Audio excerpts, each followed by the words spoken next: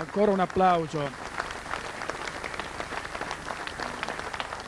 Assassini! Venduti! Venduti! Venduti! Venduti!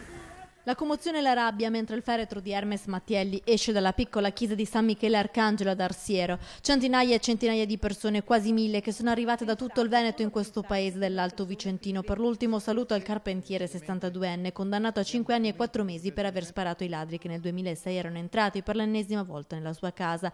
Hermes Mattielli è morto di infarto, anzi di crepacuore, la settimana scorsa, vittima dell'ingiustizia che regna in questo paese, hanno detto in molti, e oggi gli indipendentisti, quando è uscita la bara, hanno attaccato i sindaci che portavano il tricolore. Via tricolore! Via tricolore! Via tricolore! Un uomo che veniva da questa terra, vedete attorno a noi ci sono le rocce, i monti e lassù in alto l'altopiano di Asiago. Rete Veneta ha raccontato il pomeriggio di commozione. Nessuna telecamera per volere del parroco di Arsiero è potuta entrare in chiesa, dove si è svolta una cerimonia semplice, proprio come Hermes l'avrebbe voluta.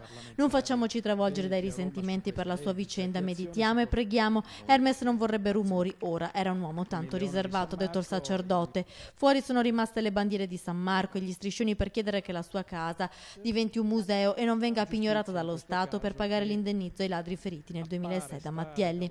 Tante persone, politici in prima fila, il benzinaio Stacchio e il gioielliere Zancan, che insieme ad Hermes 2 settimane fa erano stati ospiti a Focus per parlare di legittima difesa. Lo vedevo che mi continuava a dire mi sento male.